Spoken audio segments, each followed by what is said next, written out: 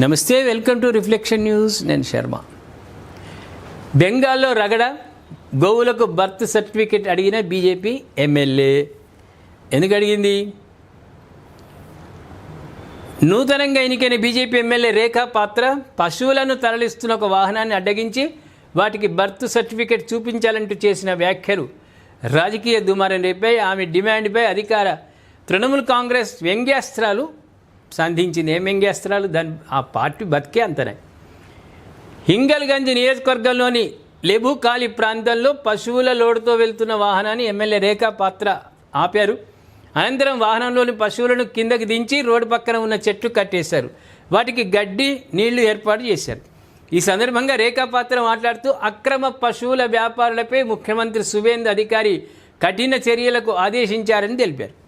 14 ఏళ్ల లోపు వయసున్న పశువులను వధించరాదని ప్రభుత్వం కొత్త మార్గదర్శకాలు జారీ చేసిందని ఆమె పేర్కొన్నారు. మా ప్రభుత్వ ఆదేశాల మేరకు 14 ఏళ్ల లోపు ఆవుల వధపై కఠిన నిషేధం ఉంటుంది.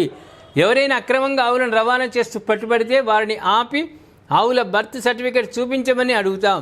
చూపించడంలో విఫలమైతే చట్ట ప్రకారం చర్యలు తీసుకుంటామని స్పష్టం చేసింది.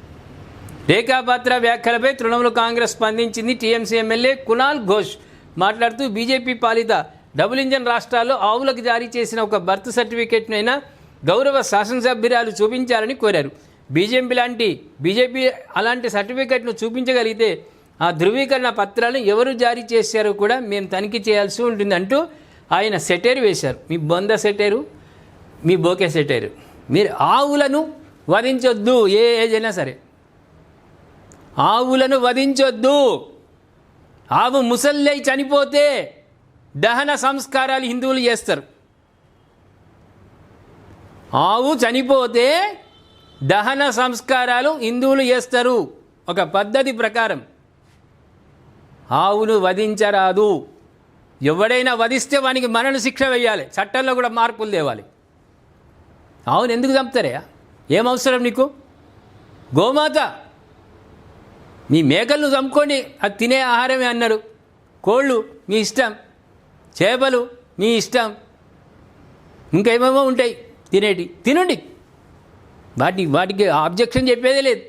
గోమాత చచ్చేదాకా హిందువుల దగ్గరనే ఉండాలి. చచ్చిపోయినాక దహన సంస్కారాలు చేయాలి, అంతే.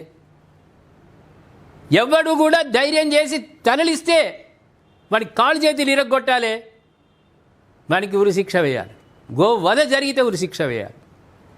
గోమాతను చంపడానికి వీలే లేదు. కొట్టొద్దు గోమాతను. తెలుసా హిందువులు ఎంత ఆరాధిస్తారు? 3 కోటి దేవతలు కొలువై ఉన్నటువంటిది గోమాత. 3 కోటి దేవతలు కొలువై ఉన్నటువంటిది గోమాత. కనిపిస్తే దానికి ఆహారాన్ని పెడతారు, బొట్టు పెడతారు, కాళ్ళు కడుగుతారు. దాని వెనకాల ఉన్న తోక మీద నీళ్లు తల్లి చల్లుకుంటారు. గోమాత ప్రసూతి అవుతుందంటే ఆ ఏరియాలో ఉన్న వాళ్ళందరూ వచ్చి ప్రదక్షిణాలు చేస్తారు, పుణ్యం వస్తుందని. చేసిన పాపాలు పోతాయి. గోమాత చుట్టూ తిరిగితే ప్రదక్షిణం చేస్తే పుణ్యం వస్తుందని నమ్మేటువంటి హిందువులు గోమాతను ఎందుకు వధించాలి? ఎవరు వధించుతారు? వాళ్ళకి ఏమవసరం వధించడానికి? గోమాత చచ్చేదాకా హిందువుల దగ్గర ఉండాలి. చచ్చినాక అంత్యక్రియలు చేయాలి, అంతే. చేస్తాం.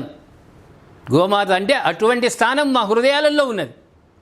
దాన్ని వధించడానికి వీలు లేదు.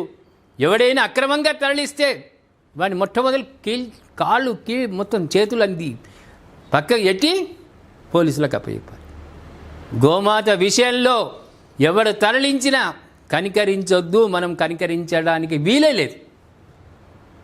ఏం గోమాత అంటే సామాన్యమైందా? గోధూళి, గోమూత్రం, గోపేడ, ఆవు పేడ మేము పవిత్ర పుణ్య కార్యక్రమాలకు వాడుతాం, తెలుసా? మా హిందువులము పుణ్య కార్యక్రమాలకు గోమూత్రం వాడతాం, గోమయం వాడతాం. అది లేనిది పూజ కానీ, ప్రతిష్టలు కానీ, ఏదైనా కానీ అవి లేనిది చేయి. అంతనే ప్రాముఖ్యత ఉంది మాకు. ముసలిదైనాక కోతలకు పంపుదాం అనే ఆలోచన ఎవరికి వచ్చినా కూడా మంచిది కాదు. మన దగ్గర గోమాత చచ్చేదాకా మన దగ్గరనే ఉండాలి. చచ్చినాక అంత్యక్రియలు చేయాలి, అంతే తప్ప ఎవడు గోమాతను వధిస్తానని తరలిస్తే మాత్రం హిందువులమందరం ఏకమై జరుగుతున్నది. అట్లా ఈ టోల్ గేట్లల్లో అక్కడిక్కడ ఆపేసి వీపులు వలగొడుతున్నారు. ఇక ముందు కూడా అంతే. ఈపులు వలగొట్టుడు కాదు. ఇక ఇంకేం చేస్తారో మా హిందువులు అదే చేస్తారు. అందుకు కేంద్ర ప్రభుత్వం కూడా కఠినమైన చట్టం తేవాలి. గోవధ జరగొద్దు. అది ముసళ్ళైనా ఏదైనా మన దగ్గరనే మన చేతుల్లోనే చనిపోవాలి. దానికి ఒక మనిషి చనిపోతే ఎట్లా దహన సంస్కారాలు చేస్తారో గోమాత కూడా అట్లే చేస్తుంది. ఏమంటారు ప్రేక్షకులారా? గోవధని కంప్లీట్ నిషేధించాలి కేంద్ర ప్రభుత్వం గట్టిగా. ఎవరిని బుజ్జగించడానికి సంతోషించడానికి లేదు ఇప్పుడు కేంద్ర ప్రభుత్వం. హిందూ జాగృతం అవుతున్నటువంటి ఈ సమయంలో హిందువుల ఆరాధ్య దైవం గోమాతను కాపాడుకోవాల్సిన పరిస్థితి చట్టం రూపంలో ప్రతి హిందువుకు ఉంది. గోవధ ఉండనే ఉండద్దు. అది తింటోడు ఏమైనా తినండి, బయట మనకు సంబంధం లేదు. కానీ గోమాతకు సంబంధించి గోవధ జరగద్దు. గోవులు తరలింపు అంటే హిందువులు ఎవడైనా సాదుకుంటా అంటే తరలింపు వేరు. కోతకు తరలిస్తే మాత్రం వాడు ఎవడు తరలించినా వాడిని కీలు తీసి పడేయాలి, వాడిని బతకనియొద్దు. ఏం గోమాత అంటే తక్కువనా? 3 కోటి దేవతలు నిలువై కొలువైనటువంటి ఆ మాతను వధిస్తారా మీరు? ఎట్లా వస్తుంది? మీ మనసు ఎట్లా వస్తున్నది వధించడానికి? ఎట్లా తింటారు మీరు?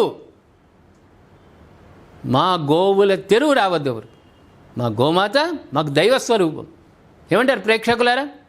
గోవధను కంప్లీట్గా చట్ట ప్రకారం నిషేధిస్తూ గో సంరక్షణ చేసుకోవాల్సిన బాధ్యత మనపై, హిందువులపై ఈ హిందూ గడ్డ మీద ఉందా లేదా? తరలిస్తూ ఉంటే ఇలాగే చూడాలా మనం? దయచేసి కామెంట్ రూపంలో తెలియజేయండి. గోమాత అనుగ్రహాన్ని మనం పొందన్నా వద్దా? ఆమె కన్నీళ్ళు ఈ భరతఖండం మీద శాపంగా మారే పరిస్థితులు తెచ్చుకుందామా? దయచేసి కామెంట్ రూపంలో తెలియజేయండి. సబ్స్క్రైబ్ చేసుకోండి, షేర్ చేయండి.